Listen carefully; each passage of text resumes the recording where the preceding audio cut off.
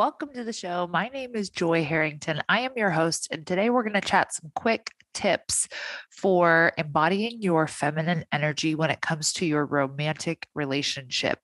This is something that I've talked about some on Instagram, and I know this is something that made a huge difference in our marriage, and it's really been a journey for me in learning how to get into more of my feminine energy, femininity, whatever you want to call it, in a way that really supports my husband. It makes him feel seen and makes him feel supported.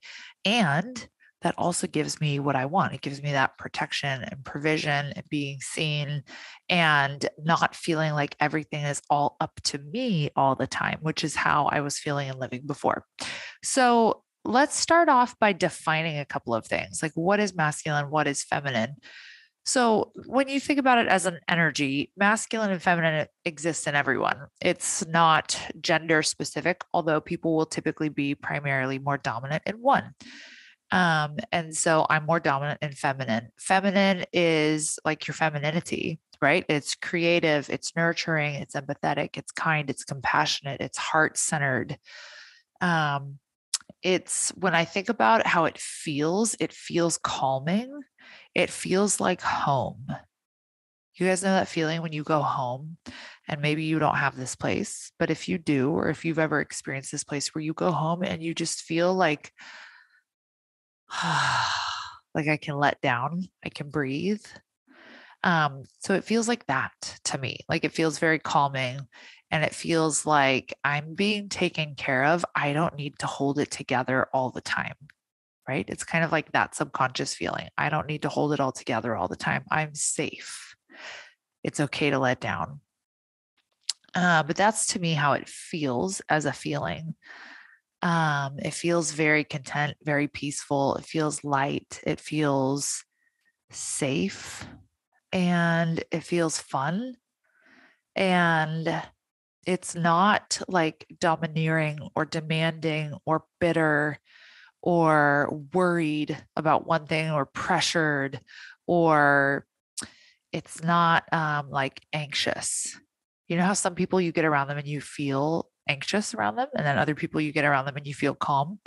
The calm one, that would be more representing your feminine energy.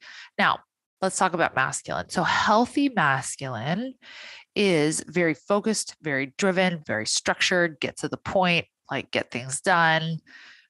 It's the rock that is unmoving in the face of danger, in the face of scary things, in the face of whatever. Like it's that rock.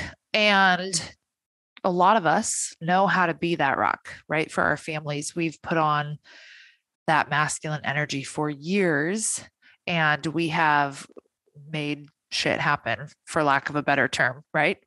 We've made it happen. We've gotten stuff done. We've taken care of ourselves. We've, out of necessity, learned how to be that provider for ourselves, learn how to do that for ourselves. And there is a healthy aspect of that. We all need to know how to use both, right? If we needed a partner to fulfill one of these, that would be codependent. So we all need to know how to use both to a healthy degree.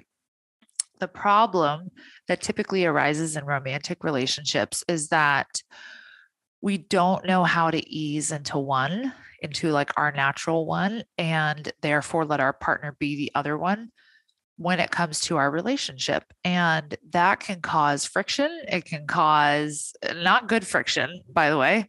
It can cause disconnect. It can cause lack of spark, right? Lack of connection. And it can also just become blah and boring. You know, when you get in that relationship and you hit those like blah moments where you're like, there's just no spark, like nothing's exciting, everything just feels mundane.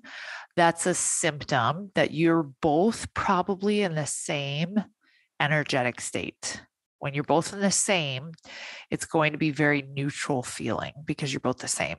What causes things to feel exciting is when things are different, right? So we want one person in one and one in the other in order to bring that spark back and be exciting again. So here we go. let's chat about getting into your feminine. And I'm going to bring Peter back on the podcast to talk about this because this is something that has drastically shifted in our marriage. And before we knew about it and we would talk about it, but it's another thing to like really embody this and to feel this way to your partner. And that has been a massive shift.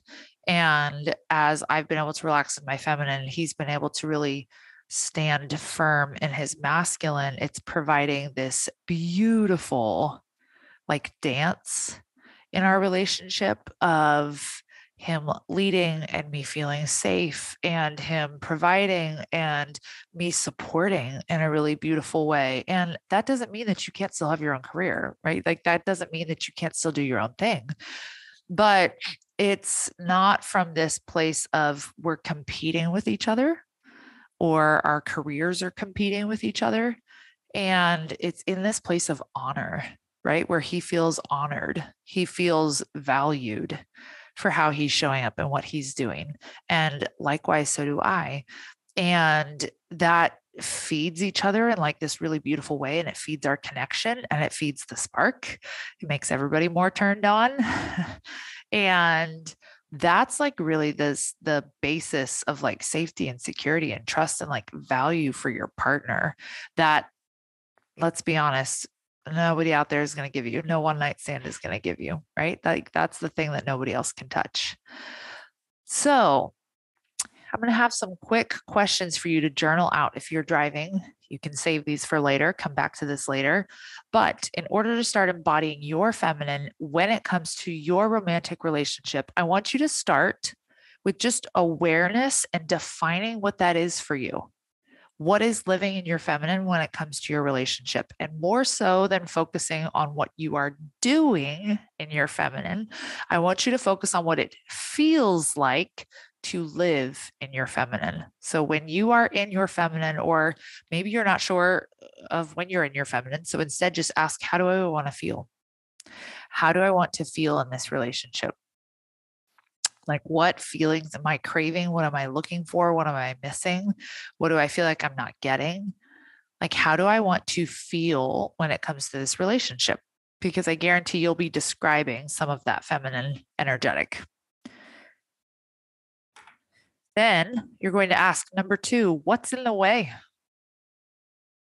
What is in the way of me feeling this way?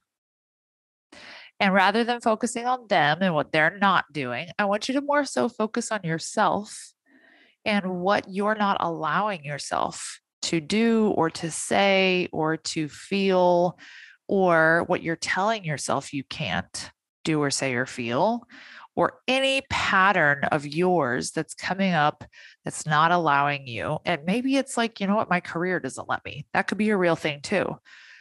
And it doesn't mean that you can't change your approach to that career, right? Like we're the common denominator in our lives, and we are the one that gets to choose how we feel no matter what we're doing. So just start to bring awareness to what's in the way. Then I want you to ask, what's in the way in the relationship of this dynamic happening where they're more in the masculine, I'm more in the feminine? Like, what patterns come up for us that automatically I go into masculine and then he's not in masculine, or vice versa, like whatever it is? I want you to look for patterns in your relationship. And it might help to look for examples of when you tend to show up in masculine. Like, look for those examples of when you tend to take control, you take charge, you're totally focused on the goal, the outcome, the structure, the routine, the schedule, like whatever it is, right? Where you're not safe and trusting and relaxed and letting them lead, but instead you are feeling that pressure too. So, what are those examples of you taking that role? And that might help you to start identifying patterns. And when you can identify some patterns, I want you to look for themes of like, oh, this usually happens. I usually do this and he does that. And this is how we respond to each other. Because when you can identify patterns and themes, now when they come up again, guess what? You get to choose how you want to show up. You get to choose if you want to do something different. You get to choose what that different looks like. And that, I mean, we started dealing with huge patterns When we started our new relationship a year ago and we decided that we were going all in, we also decided to start showing up differently in big ways with big patterns, like handling a move, how we handled a move. Um, and it challenged us like crazy.